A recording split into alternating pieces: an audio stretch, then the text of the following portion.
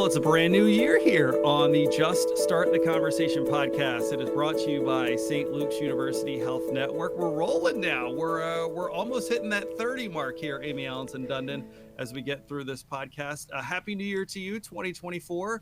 Good to see you. You look even better than 2023. It's like there's a glow in this year for you. Yeah, 2024 is our year. I feel it for all of us, right? Whoop, whoop. I think what you're saying is go Birds. Go, well, Go listen. Birds. Go Birds. But very excited to keep this thing rolling. And we're joined with a very special guest today, Jane Strahl. Very good to see you today. Thank you so much for joining us. Really do appreciate you joining us this morning. Yeah, thank you for having me. She is a director. We're very happy to have you. She's a director of operations for behavioral health, residential, and rehabilitative services. And she's joining us today as we get to set our focus on certified peer specialists. So, Jane, I'm going to go ahead and start with you actually on this one. Normally, I would go to Amie to introduce a guest, but as a certified peer specialist that is joining us here today, can you tell us what is a certified peer specialist? Well, first I want to clarify, I am not personally a certified peer specialist. I have started several peer support programs, though, and I think like many people, I could probably become a peer specialist with just living a normal life. So certified peer specialists, we think of them as certified because they have to take a certification course that's 2 weeks long, and then they have to be certified by the Pennsylvania Certification Board. And they are individuals who, they come from all different walks of life, all different levels of education. So we've had folks who were GEDs, got their GED. We've had folks who were PhDs who became certified peer specialists based on their life experiences. So certified peer specialists are folks who have had and self-disclose that they've had experiences with the mental health system. And it can range from, lots of outpatient therapy to inpatient stays, supported housing, the whole spectrum of services.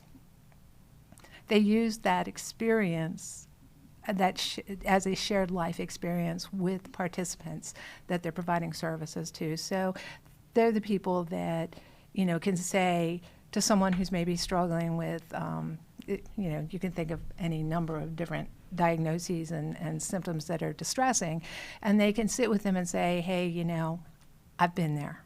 I know what that feels like, and I can walk this walk with you. You're not alone in this. As you know, mental illness can be very isolating, and this can become a really marginalized population. So working in the mental health space there, Amie, can we kind of elaborate where maybe you kind of come into play a little bit here? So where does a certified peer specialist kind of start? Because I feel like with someone like you, that might be a good place to start perhaps a relationship that has been developed. And maybe, as you're talking about experiences with the mental health system and these people kind of coming out and sharing those experiences, I have to think a person like yourself would be a good place to kind of start that path for somebody. Sure, it could be, right? Really, a peer is really a person that we identify with in some capacity, right? So if somebody comes in and is doing individual therapy and they really do have an affinity for other folks with mental health disorders and feel like I'd really like to be connected and to help these folks in some way, there are a whole bunch of training programs that we can get those folks to, and there's a whole bunch of ways that they can work in the community. Really, it's about support networking. Peers are peer support folks we've mentioned mental health, but it's also in addiction and substance use. Yes. We have peer supports. And I think of those folks as kind of the, this is me, Crockett, now thinking about chocolate and candy again. I was going to say, I think about these peer supports being kind of the peanut butter inside the Reese's cup. Right? So you have like the doctors and the therapists and their clinical team as like the outside coating. And then you have these peers as kind of the fun, good stuff in the middle that kind of bridges the chocolate. Right? So don't look at me like that. No, I think it's fantastic. Okay. You have me at candy. Continue. Right. So I feel like where the peers come in is they're really helping them with support networking. They're serving as an advocate. They're supporting them through through their recovery process because they've been there, done that. Sometimes as a therapist, if I'm treating somebody that's got schizophrenia and I've personally never had schizophrenia, maybe a peer support to be that person that's going to kind of bridge the gap between therapy sessions and just give them the support and somebody to talk to between sessions because they know what it's like, it kind of adds a different dimension. It's almost like, I remember when we first started peer support, the way I used to describe it to people, because it was so brand new, and nobody really understood anything about it. I used to say it's like if you're a person who has cancer. You need your doctors, you need your nurses, you need the treatment piece. When you're waking up at 3 o'clock in the morning, though, who do you really want to talk to? You want to talk to somebody who knows the experience and who can really, you can feel like this is a person who can really walk this with me because they really understand what I've been through. And so sometimes they support people going to therapy appointments. Sometimes they support people going to, psychiatric appointments. Yeah, it really, like you describe it, it's like a bridge. Yeah. Sure. Yeah. It's always, everything's like peanut butter to me. So that's just my analogy. Chunky, creamy. We'll just take the peanut butter however we can get Yes. it. So, Yes, I guess we will. kind of to your point, then you talk about this maybe 3 a.m. phone call or whatever the case may be. Where do these people work? If is it your typical, if I wanted to go and have a one-on-one conversation with a therapist like Amie, I would go in and obviously set up an appointment and do that. These situations, how are they a little bit different than, say, just your typical therapist's appointment? How do these situations kind of differ? So peer specialists work across different programs and different modalities. So there are community-based peer specialists, and those are folks who will meet with the participants in their services in their homes. They meet with them in the community. We always say where they work, where they play, where they live, where they worship, all of those different places. Then we also have peer specialists who are embedded in programs, and they only serve the folks that are part of that program. And so maybe they're part of an intensive outpatient program where everyone comes there, and so they're supporting the folks that come there, and they might meet with them, sort of off in the other room and have a private conversation. We've also had peer support in inpatient units. Again, just as it's sort of it's almost like an adjunct sort of and in service. Rehab housing yes, and programs, they're connected to housing clubhouses. prison. Yes. ERs. We have certified recovery specialists, which are peer specialists with a lived substance use experience in our emergency departments. And we actually, a bunch of episodes back, I talked to some of those certified recovery specialists. So really, what these peer supports or peer specialists need is really knowledge of the recovery process and how to communicate effectively. And if they have that and then they have their certification, they're invaluable, really, in terms of helping, problem solving with integration back into the community. Lots of different ways that these folks can assist the clinical treatment team. These are peer supports are non-clinical in their roles. They are not treatment, but they, one of their mandates is community exposure and inclusion. So that means that especially the community-based peer specialists, they're going with people to different places to expose them, and maybe they're not comfortable going there by themselves, and they would never go alone. But now they have a peer specialist who says, I'll go with you that first time, maybe even that second time. They've actually helped individuals get to NA and AA meetings because they're so anxious about going. They'll go with them a few times and then kind of, let them loose and do it on their own. They'll help them learn how to use mass transit systems. They will help them maintain a schedule of so that they make sure they get to their doctor's appointments. Yeah. They help them budgeting. There's a lot of hands-on support. Yeah, they can talk them through how to apply for, who the right channels to apply for Social Security disability, Right, or exactly. getting, supplemental food assistance, food stamp assistance.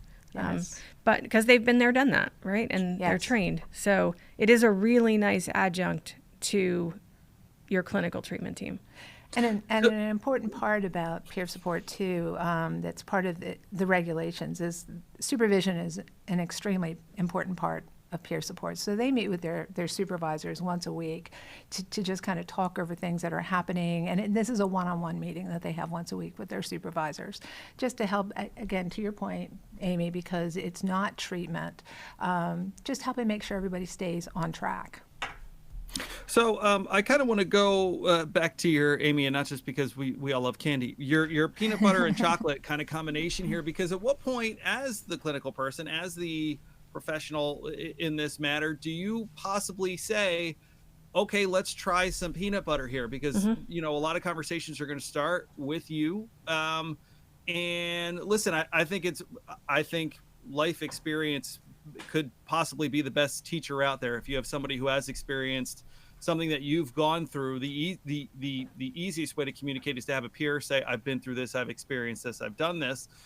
So I guess that's kind of my question to you, as the person who's probably most likely in the first seat that they're going to talk to. At what point do you say, to bring it back up again, we need a little peanut butter with our chocolate right now? Yeah. So in a perfect world, I'd say everybody gets a peer specialist. Okay. Because really, I don't know, I'm going to speak for myself. When I've been through something that's not fun, it's always helpful to have somebody to talk to who completely gets it and has been there. So examples, a new mom, postpartum, like to have a peer specialist to kind of, you know, help them through all that. That's different than their pediatrician. That's different than their, like somebody experiencing the loss of like an empty nest syndrome with that maybe they have depression and their kids have left and gone off to college and now they're alone. A peer specialist would be perfect. There's really not a lot of situations. Certainly there's some, but I would say most people. But here's the kicker, right? It's how do we get that covered, paid for? You know, it comes down to what insurances will pay for peer specialist services, what services will they pay for, why can't everybody have one? And I guess that's my question to you, Jane, is why can't everybody have one? Well, again, like to your point, it's about funding and it's about insurance, because commercial insurance does not pay for peer support. So individuals who have Medicaid, this is in the state of Pennsylvania, it's a Medicaid funded program. And they have to meet a certain criteria, meaning that they have to have a certain diagnoses. There are certain what we refer to as serious and persistent mental illness, and then they have to have a mild to severe functional impairment across one of 5 domains.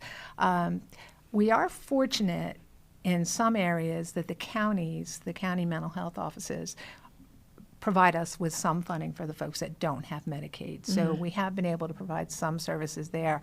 And another place that we've been able to provide peer support services, and this was something completely different, was our Victory for Veterans program. Now that one is funded by the VA through the SSG Fox grant.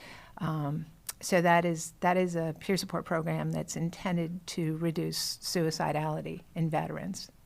And that is our person is a certified, you know, he's a peer specialist who's also a veteran. So right. Yes, all the peer specialists in that program are veterans themselves. And that's been invaluable for sure. However, to your point, we're only able to do that because of a grant. Right. In that case, and again, they have to meet really strict criteria. So how sustainable is that? Well, right. Right. Well, that's actually kind of what my question was going to be, because it feels like kind of to both of you that the idea of a certified peer specialist is a slam dunk for most people dealing in just about any walk of life. Amie, you mentioned new moms. We've talked about gambling on this show in the past. So obviously there's some logistical things that need to be get through. So, Jane, I'll ask you, just where in a perfect world, where would you like to see this road go from here? Because it seems like an obvious avenue for people dealing with whatever they're dealing with in their walk of life to have somebody to share and have a relatable experience with. So in a perfect world, if the funding was there and all those things were perfect, where can you see kind of the certified peer specialist and that whole environment go in a perfect world? I see you smiling. You've got ideas. Let's hear them. Well, I'm just thinking about what Amie was saying about how everybody should have a peer specialist. Right, It's right. it's long been sort of a dream of mine that we often talk about trauma, right? And we want all of our services to be trauma informed. I think of peer support in that same way. I would really like to see all of mental health services infused with peer support because it makes such a difference to the experience of the individual who's going through it. Yeah, I mean, yes, and you kind of heard my defeat, I think, just because of the funding. I come back to, the Commonwealth has $100 million that they've been giving out, but that $100 million isn't necessarily going to the counties, all of it. Right, and it's not going to replenish. Right. So it's not something that's going to be sustained. Right. So we really need payers to pay for these services, commercial payers to pay for these services. And you had said, you had talked about trauma, and one of the things that I think about when I think about peer specialists so first we take mental health in general, and what we know is that a lot of trauma happens for people in relationships. And we know that most healing happens in relationships, right? So that relationship with a peer specialist can be just like peanut butter between chocolate. It's very healing. It's very soothing. It's very calming. It helps with the healing in the really difficult part of that trauma recovery, which is why it's so good for the veterans. Yes. To have veteran peers that I've been there, done that, I get it. And who are walking alongside them. And yes, this is a rough patch. I'm here for you. I'm going to walk this with you. So, Amie, you just brought up the idea of one-to-one and how things kind of like trauma can kind of happen more often than not one-to-one. Healing can also happen one-to-one.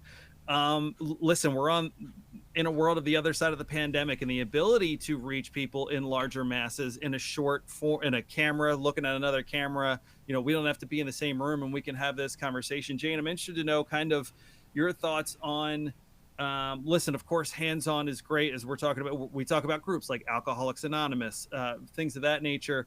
Have you seen a positive swing in certified peer specialists and their ability to reach in situations like this? Is it a situation where, just that common, close to you, have a conversation, be right next to you, hold your hand if I have to while you're having a conversation? Just kind of, if you feel like the evolution in the last few years for certified peer specialists has been a positive one in this digital world, and do you see that as a spot that perhaps maybe could be more utilized for certified peer specialists going forward?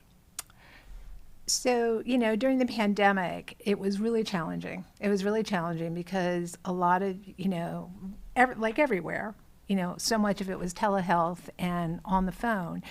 And you have to bear in mind, too, that some of the folks, quite a few of the folks that we provide support to, because of their life experiences, they have limited resources, they have limited skill sets, and maybe they don't know how to use telehealth. So that's something that, their peer specialists maybe sort of help them to do that. We do sort of lean away from that. We lean back from that because the one-on-one in person is a different experience. It's a different experience when you're together and you're reading each other's body language, and it's just a different experience. So we do lean away from it, although it does happen from time to time, especially in terms of access. Say, no, we haven't had one in a while, but say we have a snow day, they can still meet with their peer specialist. So there's definitely room for that. I will say that we have only seen peer support grow from its inception. Our peer support department at the site where I work just continues to grow and get bigger and get bigger.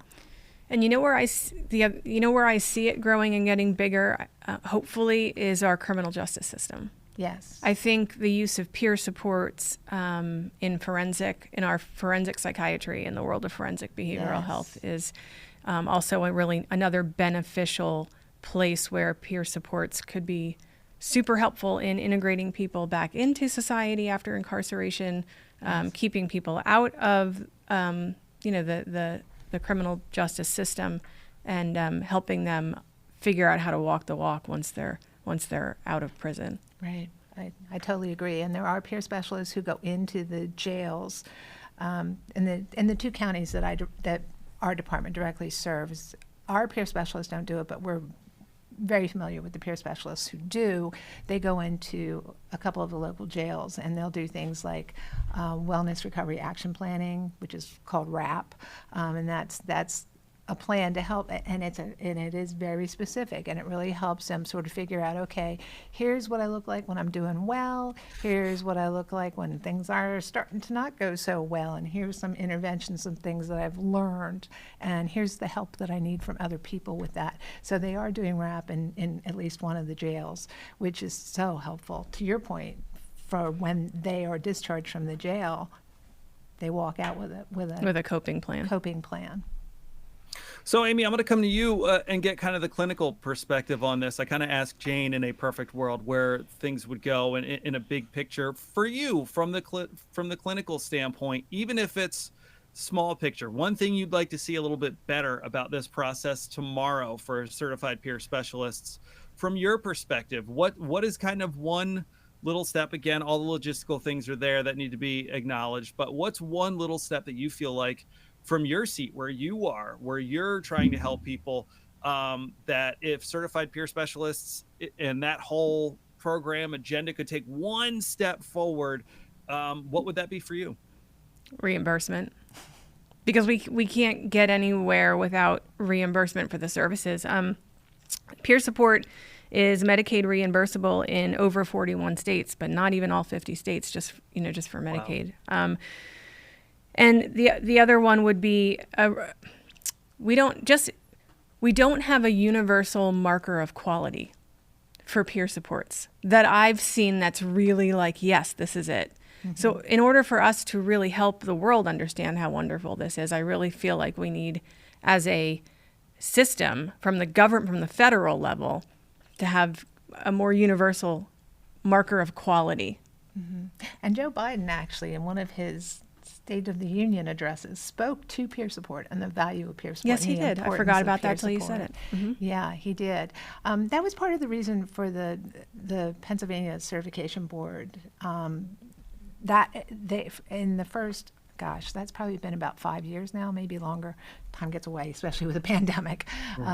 But they weren't always certified through the Pennsylvania Certification Board. So a number of years ago, there was a big movement. Listen, this needs to be treated as legitimate, and that sort of speaks to outcomes and measurement of outcomes, all of those different things. So, Jane, I want to ask you, one of the things that we've talked about quite a bit in this show, we've all given some of our personal stories, and one of the things, as you can imagine, we've talked about quite a bit is we encourage people to talk to somebody, talk to a therapist, go see somebody. I myself have been open about my history with therapy and how positive it's been for me throughout my life. I think with a certified peer specialist, again, there's a reason why I think that word specialist is in there. If you're talking to somebody who's kind of been through your walk of life, I think it could make that conversation a little bit easier to approach. So I'll kind of ask you, if someone is looking to take their first step. Amie, we've had this conversation many times before about just, when it comes to therapy, that first step to want to talk to a therapist. Mm-hmm. Jane, I'll ask you, the first step that you would encourage someone to take if it was something that they were considering talking to a certified peer specialist, just kind of the easiest way to kind of dip your toe in the water before you say, okay, I kind of want to talk to somebody who's experienced what I've experienced. We are such an open door. All someone would have to do is just call, and they could talk to any one of the peer specialists just to say, I'm thinking about this. And the peer specialist, it doesn't even have to be the supervisor or the clinical coordinator. They could call anyone that's in the department and have that conversation. Again, we're very open. Mm-hmm. No wrong door. Right. No wrong door. Right. No wrong door. No wrong door. So, Amie, I'm gonna come back to you as we kind of get ready to wrap this conversation up. just the vital role. I think what's been great is I think we forget how many walks of life could use support. We've talked about addiction. We've talked about new moms. We've talked about people, empty nesters, like kind of uh, the gamut of different reasons why perhaps you would want to talk to or talk with a certified peer specialist. I mean, I'm just going to look to you to just the value, the hidden gem that perhaps is a certified peer specialist. We've touched on you in the clinical perspective, but just if there's anything people are missing, and maybe to kind of piggyback off of Jane's point there, just that first initial conversation or something that you would say to encourage somebody. Maybe it is a situation where somebody's come to you as a therapist and had conversations, and now you want them to maybe take the next step to talk to somebody who's experienced what they've experienced, just kind of how you would encourage them to do so. I think I would stress to that person that a peer specialist is really is going to be there for them for mutual support, and a sense of belonging and a sense of comfort, and that's invaluable in a world where it's very difficult sometimes to see your psychiatrist more than once every 3 months. It's sometimes difficult to see your therapist more than once every few weeks. So I would just say that, these folks are somebody that they can trust to help them solidify the plan that they've been working on with their clinical team. Somebody that's going to be that person that can be there in between. And I think it's important to add to that. You talked about that they are specialists. We think of them as engagement specialists. And it's important to note that a peer specialist who is working with someone is not going to step into that relationship with ideas about what should be going on. No. They know they're not the person who is the authority on this person's life. The person that's experiencing the distress and that they're providing support to is the authority. And they will walk with them. They'll help them explore sort of what's happening and what's going to work, what's going to help you. I think this is what helped me. Sure. I come back to that point that you made, Amie, and I think it was a brilliant one where you said the trauma often happens one-to-one, and so does healing. Yeah. And I think it's for, I know when in my experiences with therapy, it took me a little bit to finally say I want to go and talk to somebody, and was happy that I did. The multiple times that I've been to therapy for the different things that have popped up in my life. And so I just think that is such a honest and true statement there that trauma can happen one-on-one, but healing also can. And I think when you're talking to somebody who's just been on your path, walk that road, of course, they're not going to be exactly the same. Of course, no one's road is better than someone else's if you're experiencing something, but just the idea of having someone to help you heal one-to-one, I think is really just that was, as I've copied my notes down on this paper, that's the one that I've circled and then starred and then put a box around. You could almost, if I had peanut butter here, I would have just smeared it all over this notebook by now today. So I'll leave it to you ladies to wrap it up with this one. As we've had a great conversation about certified peer specialists, we've kind of talked about the future of it. Just the value to both of you. And listen, I love when we have guests here, and I love how all of the different paths cross here. Maybe a little bit of the history between you two and how we got to this conversation today, and perhaps how you two have worked together, or just kind of acknowledge each other's work in that case. Just kind of what brought you, if one of you was chocolate, one of you was peanut butter, how did we get to the Reese's stuff today? St. Luke's and Penn Foundation kind of joined together, another kind of chocolate peanut butter combination. And, Jane is one of their leaders, and it's been super helpful to hear all of the ways that peer specialists had been working down at Penn Foundation and in the communities.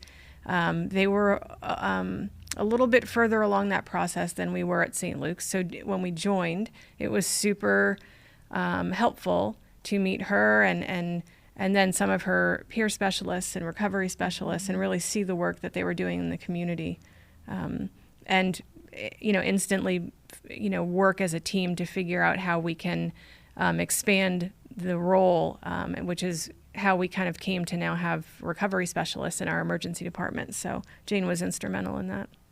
And, for their part with St. Luke's, the opportunity for that VA grant came up. Mm-hmm. And as I've said to Amie, we could never have done it if we weren't a part of St. Luke's. We didn't have the infrastructure that we needed to be able to provide that really, really valuable service. So, when I started the program, we've had peer support at Penn Foundation for 15 years now. And when we started the program, it was just it was this new Medicaid program, Medicaid funded program, and hey, let's take a look at this and let's do it. And right from the very beginning, we saw the value of it, because we saw the impact that they were already having in terms of their ability to engage people. And I've learned so much from peer specialists.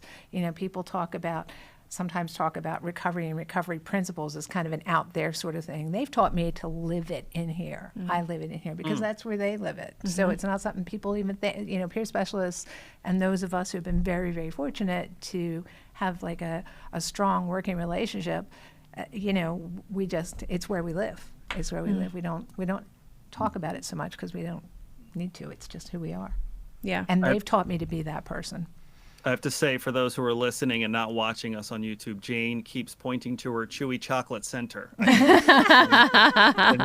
So for chocolate, or maybe it's peanut butter. I don't know. It could be either or. But for Jane Straw and Amie Allanson-Dundon, listen, this was an excellent conversation today, discussing certified peer specialists. Jane, come on anytime. Halloween's just around the corner. Valentine's Day just around the corner. You can talk candy all you want. As long as it leads to an excellent conversation. So thank you for joining us today. We certainly do appreciate it. Thanks for having me. Thanks, Jane.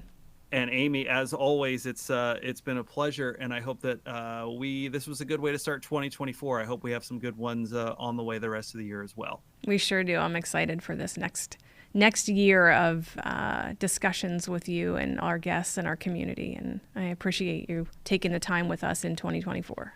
And candy. We can't forget about the candy. It is the Just Start the Conversation podcast. It is brought to you by St. Luke's University Health Network. You can find this podcast at sluhn.org, YouTube, as I mentioned, Spotify, Google Podcasts, wherever you kids are digging your podcasts. Go ahead and check it out. It is the Just Start the Conversation podcast.